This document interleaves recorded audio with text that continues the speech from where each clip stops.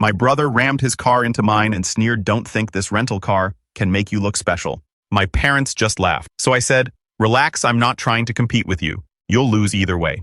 It happened at exactly 10:27 p.m. on a Sunday night. The air was thick and humid, the kind of sweltering South Florida evening where the heat just hangs over the concrete. I was standing in my parents' cracked driveway, completely frozen.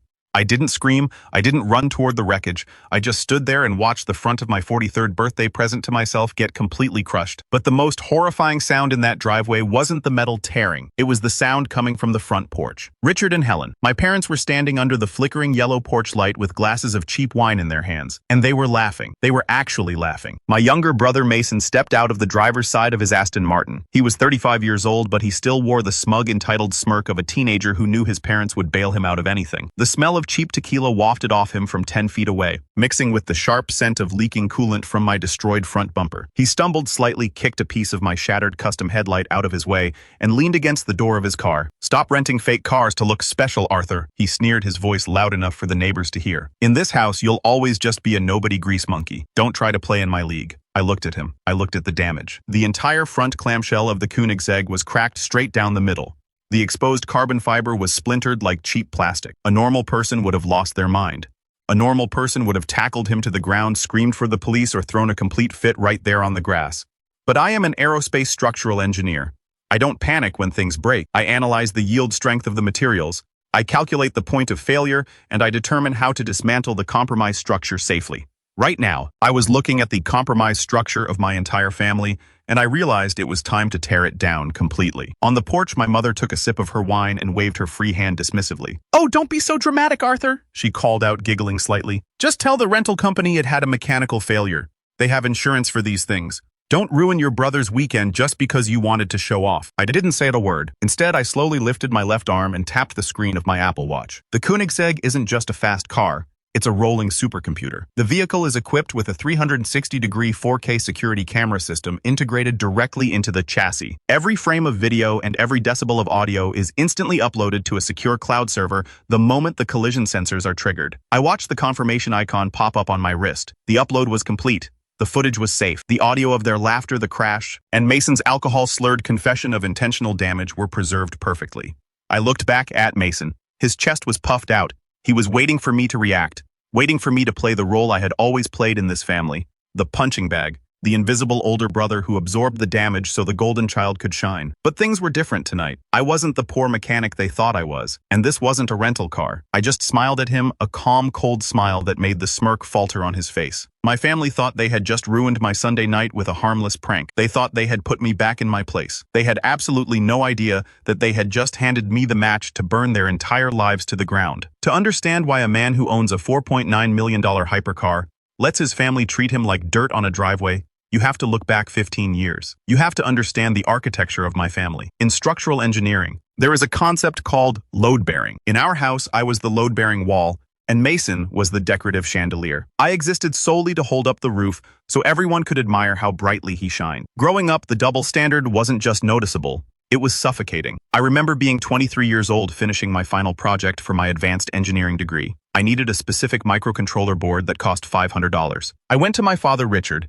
and asked if I could borrow the money, promising to pay it back with my wages from the campus auto shop. He wrote the check. But the next morning, I found that check torn into tiny pieces at the bottom of the kitchen trash can. When I asked him about it, he said he and Mom had decided I needed to learn the value of hard work. The very next week, they co-signed a brand new $35,000 loan so Mason, who was 17 and had just failed math, could have a shiny new sports car to drive to high school. That was the dynamic.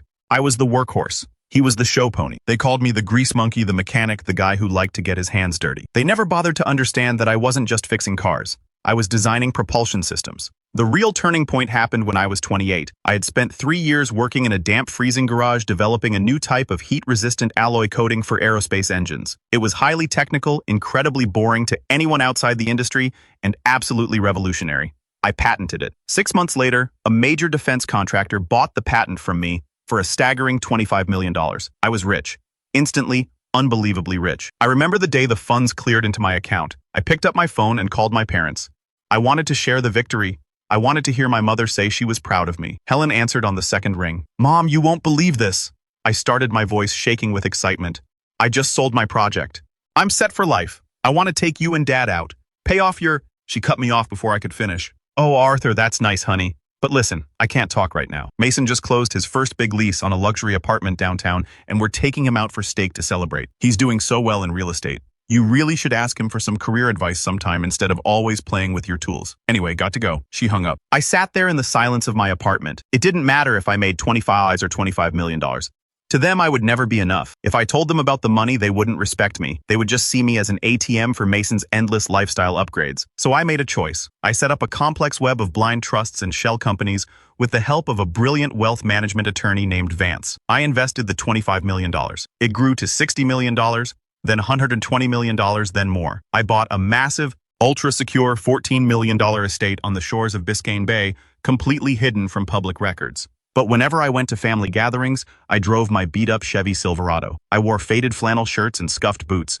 I let them complain about my lack of ambition. I sat quietly at the dinner table while Mason bragged about his real estate commissions and expensive watches. I played the part of the struggling blue-collar worker perfectly. I let them live in their delusion of superiority because it was easier than fighting a battle I could never win. But the problem with living in the dark for 15 years is that eventually you want to see what happens when you turn on the lights.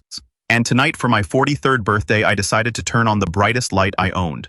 Update 1. Let me take you back to 7:00 p.m. that evening. It was my birthday. For the first time in over a decade, I decided I was tired of playing the struggling mechanic. I put on a custom-tailored suit, an incredibly expensive watch, and walked down to my subterranean garage. I bypassed the old Chevy Silverado and walked straight over to the Koenigsegg. It was a masterpiece in matte silver and exposed carbon fiber. I bought it as a reminder that I had built my own empire from the ground up. I drove the 40 minutes from Biscayne Bay to my parents' modest suburban neighborhood. When I pulled that roaring, low-slung hypercar into their cracked concrete driveway, Richard, Helen, and Mason were already on the front porch.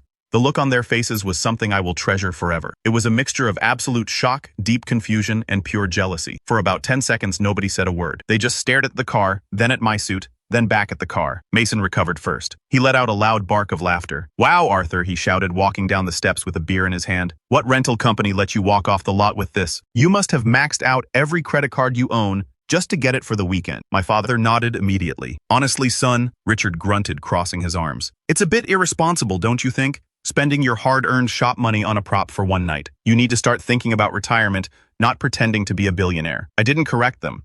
I just offered a tight smile and walked into the house. The atmosphere inside was instantly toxic. The Koenigsegg sitting in the driveway was like a massive silver elephant in the room, crushing Mason's fragile ego. Dinner was a masterclass in passive aggression. My mother immediately centered the conversation on Mason. "Oh, Mason just got a new listing in the financial district," she beamed.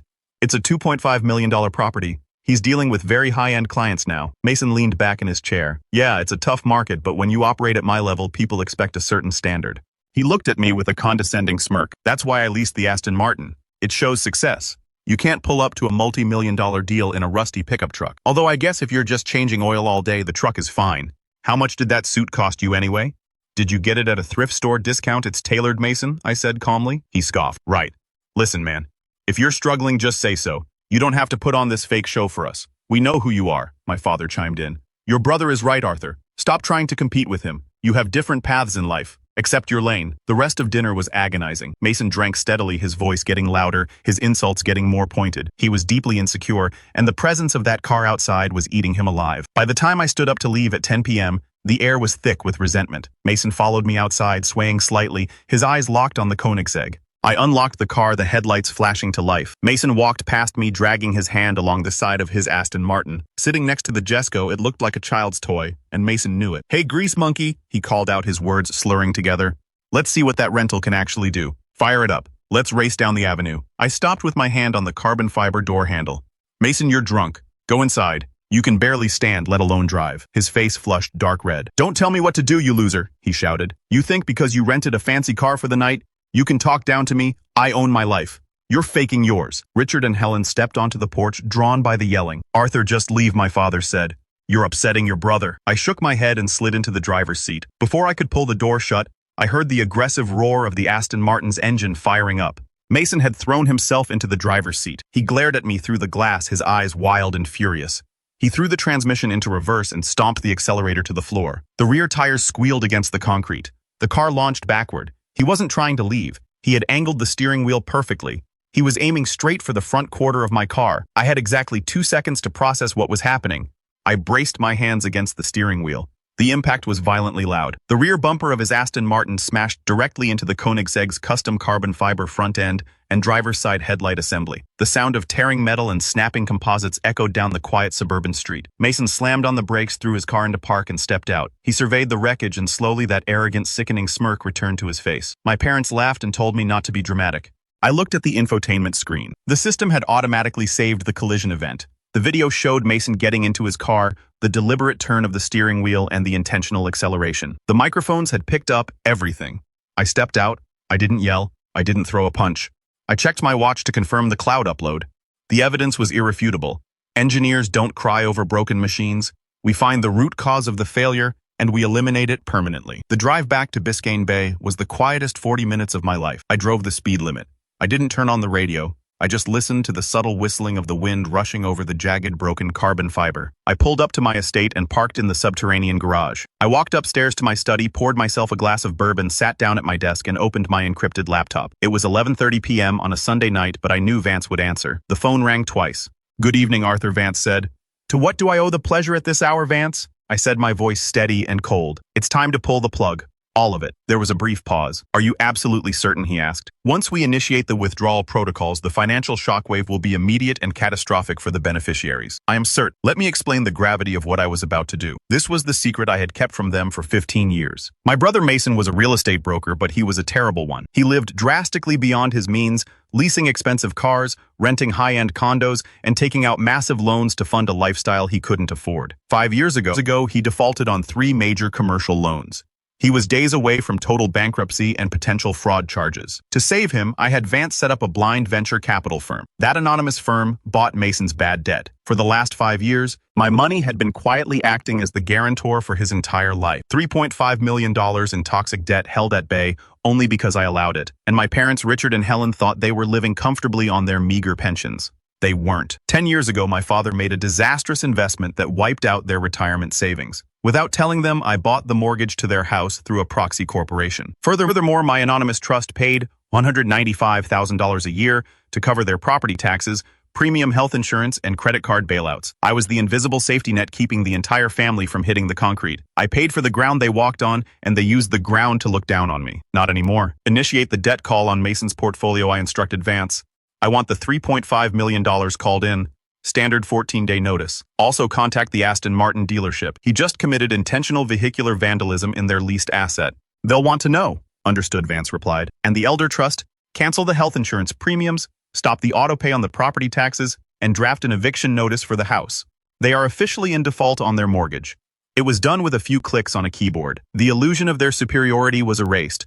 The money tap was shut off. They had spent 15 years treating me like a stray dog, completely unaware that they were living inside the house I built, eating the food I bought, driving the cars I guaranteed. My parents had told me to accept my place in life. Mason had told me I would always be a loser. Tomorrow morning, they were going to wake up and realize that the loser was the only thing keeping them from drowning. Update 2. Monday morning arrived with the bright, unforgiving clarity of a Florida sunrise. I was up at 6:00 a.m., sitting in my study with a fresh cup of black coffee. There was no sadness, no lingering guilt. I was an engineer executing a demolition order.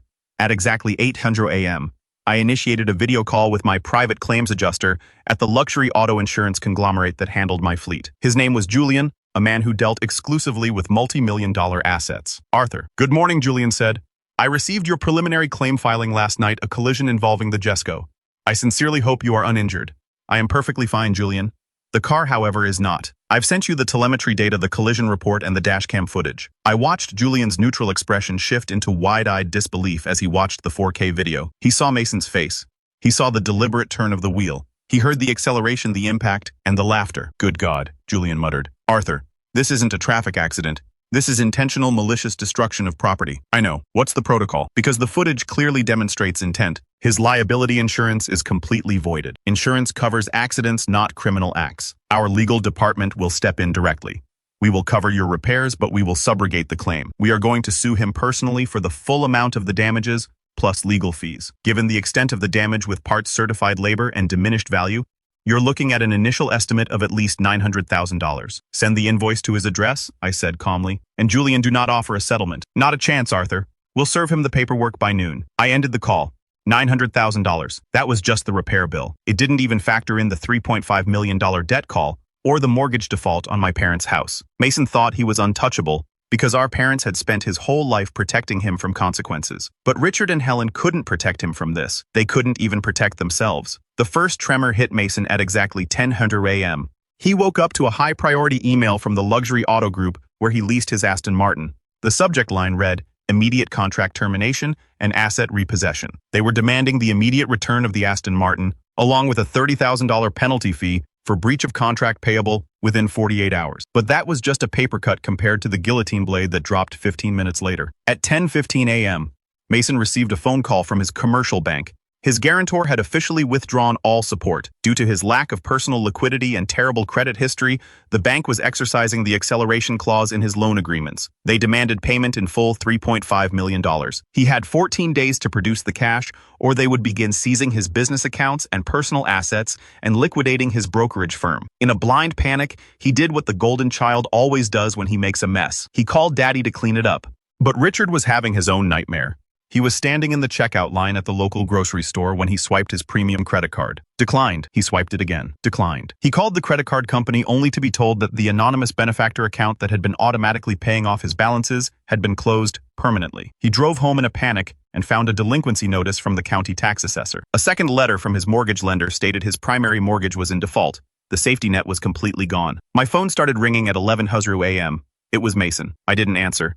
It stopped, then immediately started again. 1 missed call, 5 missed calls, 20 missed calls. He left voicemails, sobbing, demanding to know what was happening, asking if I could help him, begging me to loan him money because his entire life was falling apart. By noon, I had exactly 52 missed calls from my brother. He had no idea I was the one pulling the strings. I opened a new text message and typed in my home address, a place neither he nor my parents had ever been allowed to visit. I attached a simple 4-word message, "Come here, bring parents."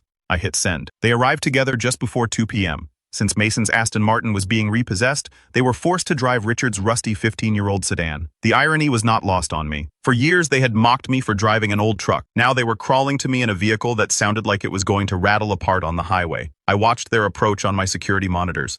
I buzzed them through the massive iron gate. They drove slowly down the long winding path lined with palm trees and manicured landscaping. When they rounded the last corner and my house came into view, the sedan rolled to a complete stop. The house is a $14 million architectural masterpiece of steel glass and dark stone cantilevered over the water. They stepped out looking small and incredibly out of place. Richard stared up at the 3-story glass facade, his mouth hanging open. Helen gripped her purse so tightly her knuckles were white.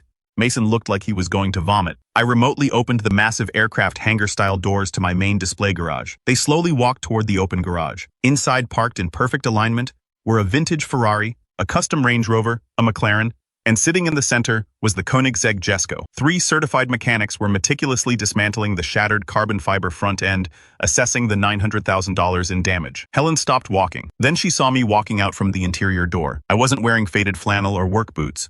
I was wearing a sharp, custom-tailored suit and carrying a thick manila folder. "Arthur," she stammered, "whose house is this? Do you work security here? Did your boss let you park the rental car here?" I stopped about 10 feet away from them. "No, Mom," I said. "I don't work security here. I own this house. I own those cars. I own the land you are standing on." Richard took a step backward. "What are you talking about?" he croaked. "You're a mechanic. You run a little shop." "I was an aerospace structural engineer," Richard. I corrected him coldly. "I sold a proprietary patent 15 years ago for $25 million.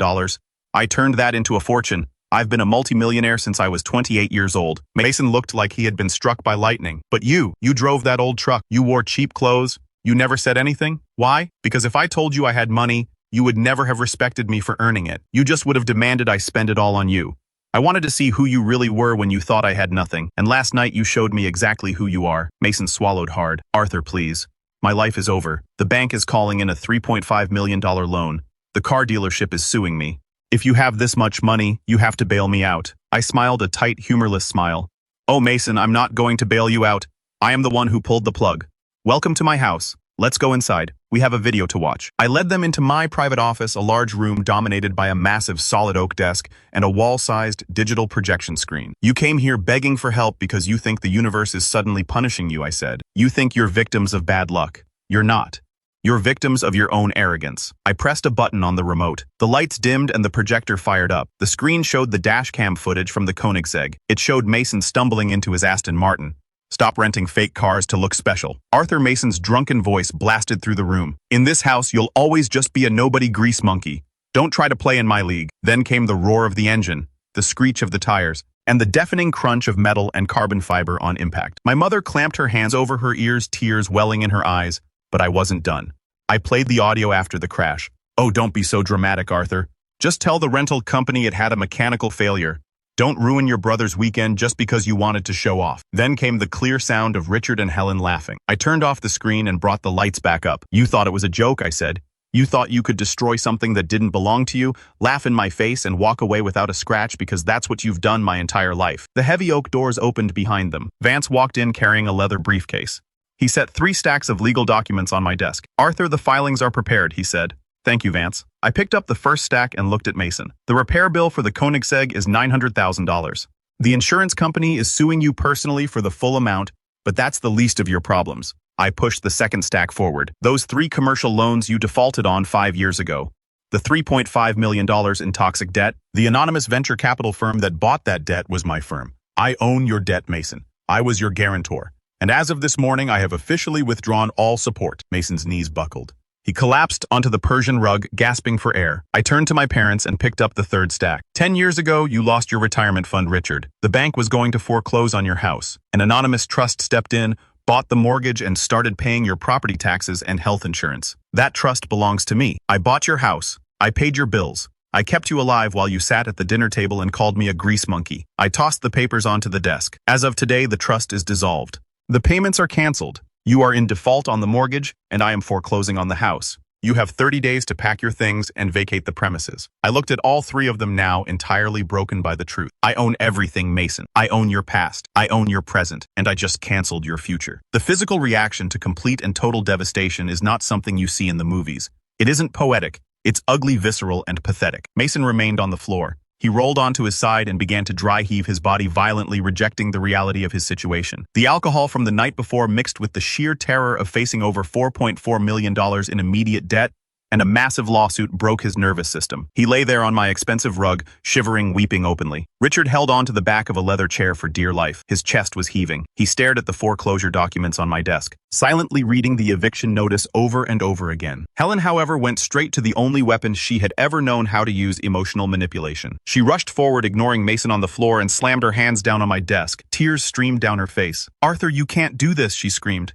"We are your family. We are your blood.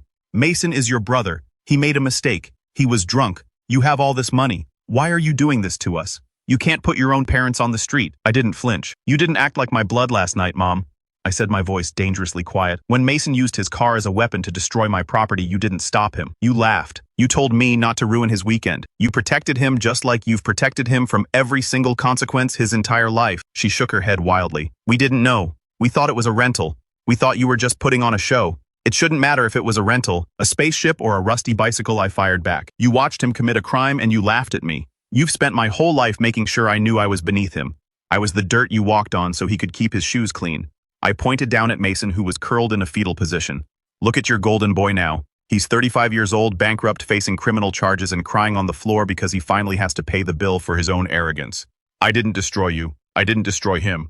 All I did was hold up a mirror and remove the safety net. You dug this massive black hole yourselves. I'm just pushing you into it." Richard finally found his voice. It was weak, raspy, and completely defeated. "Arthur, please. Son, we have nowhere to go. The pensions won't cover a new apartment. We'll be homeless. Please, we're sorry." I looked at my father, the man who had torn up my check for school supplies, the man who told me to stay in my lane. "You should have thought about your retirement before you stood on my porch and told me to accept my place as a nobody," I replied coldly. "I am accepting my place, Richard. My place is right here in my $14 million house watching you leave." I pressed a button under my desk. 2 of my private security contractors entered the office immediately. "Escort them out," I instructed. "Don't let them touch anything. If they resist, call the local sheriff and have them arrested for trespassing." Helen let out a wailing cry, reaching across the desk for me, but one of the guards stepped in firmly and guided her away. The other guard hauled Mason off the floor. Mason couldn't even look at me. His head hung low. Richard didn't fight. He looked at me one last time, his eyes filled with terror and an incredibly late, entirely useless sense of regret. He slowly bowed his head and walked out behind his ruined wife and destroyed golden child. I stood in the silence of my office, Listening to the heavy oak doors click shut, the castle of sand had finally collapsed and the tide had washed it all away. Time has a funny way of solidifying the truth. When the dust settles from a massive explosion, you finally get to see what the new landscape looks like. 3 months have passed since the day I kicked my family out of my estate. 90 days of absolute uninterrupted silence from my end and a chaotic, desperate downward spiral on theirs. Vance kept me updated on the legal and financial fallout, providing clinical objective reports of their destruction. Mason's world evaporated exactly as the math dictated it would. The Aston Martin dealership didn't just repossess his car, they filed a civil suit for breach of contract, which he lost by default because he couldn't afford a lawyer to defend him. My insurance conglomerate was relentless. The $900,000 lawsuit for the Koenigsegg damage hit his desk. The same week, my venture capital firm finalized the call on his $3.5 million debt, facing over $4.4 million in immediate liabilities and potential criminal charges. Mason had no choice but to declare Chapter 7 bankruptcy. His real estate broker's license was suspended pending an investigation into his financial conduct. His luxury apartment evicted him. The last report I received from Vance stated that the golden child, the man who leased sports cars to look special, was now living in a cheap motel and working part-time as a cashier at a second-hand thrift store, ringing up used clothes just to afford his weekly groceries. My parents didn't fare any better. I didn't bend on the foreclosure. 30 days after our meeting, the sheriff arrived at their house and supervised the eviction. The property was seized to cover the tax liens and defaulted mortgage. With their meager pensions and terrible credit scores, they couldn't secure a lease for a standard apartment. They ended up moving into a tiny, run-down one-bedroom rental on the outskirts of the city. To make ends meet and pay for basic utilities, Richard, a man who had been retired for a decade, had to take a job bagging groceries at a local supermarket. Helen took up work answering phones for a local taxi dispatch. The invisible safety net was gone, and gravity had finally taken its toll. As for me, the 3 months brought nothing but peace. The Koenigsegg spent 8 weeks at a specialized facility. They flew in replacement carbon fiber components directly from the factory in Sweden. They recalibrated the sensors, replaced the custom LED housings, and polished the paint until it looked like liquid glass. When the transport truck finally delivered it back to my garage, there wasn't a single scratch on it. The structural integrity had been perfectly restored. It was a Tuesday afternoon when my phone buzzed on my desk. I looked at the caller ID. It was an unknown number, but my security software traced the origin. It was Mason calling from a prepaid burner phone. I debated ignoring it, but curiosity won out. I put it on speakerphone. "Hello," I said smoothly. "Arthur." Mason's voice came through the speaker. He sounded hollow, exhausted, stripped of all the arrogance that used to define him. "Please don't hang up. Just give me 30 seconds. "You have 20, I replied. He took a ragged breath. "I hit rock bottom, man. I lost everything. I'm working retail. I have $50 to my name. Mom and Dad are struggling to pay for electricity. I know I deserve this. I know I was a monster to you, but I'm begging you. As your brother, I just need a small loan, $5,000, just to get a decent apartment so I can try to find a real job. I'll sign whatever contract you want. I'll pay you back with interest. Please. I'm drowning." I listened to him beg. 15 years ago, I would have felt guilty. I would have written the check, but I wasn't the mechanic anymore. I was the engineer. "A structural failure cannot be fixed by putting a fresh coat of paint over the crack, Mason," I said quietly. "You have to tear the rotten pieces out and build a new foundation from scratch.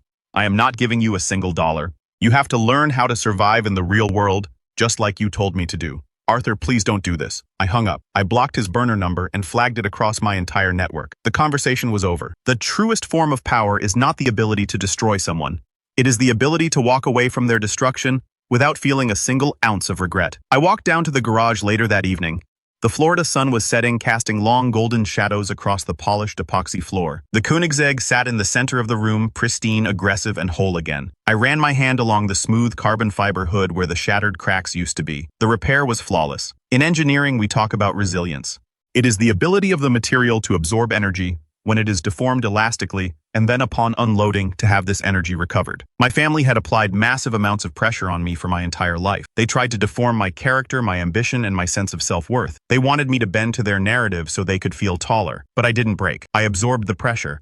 I used it to build an empire in the shadows. And when the time was right, I unloaded all that accumulated energy right back onto them. Cutting ties with a toxic family is a terrifying concept for a lot of people. Society tells us that blood is thicker than water, that family is everything, that you must forgive and forget, no matter how badly you are abused. But that is a lie designed to keep victims trapped in the cycle. Blood means absolutely nothing if the people sharing it use it as an excuse to bleed you dry. I don't miss them. I don't miss the awkward, suffocating holiday dinners. I don't miss the passive-aggressive comments about my clothes or my job. I don't miss watching my parents beam with pride over a brother who is nothing more than a parasite wearing a rented suit. I feel incredibly light.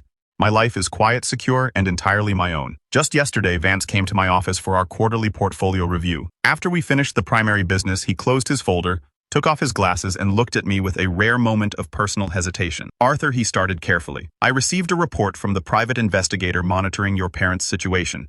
They are having a very difficult time. The grocery store wages are barely covering their rent. They are heavily relying on food banks for their meals. I poured us both a glass of bourbon. And your point, Vance? He sighed. We could establish a very small, highly compartmentalized microtrust. A few hundred a month distributed anonymously via grocery store gift cards.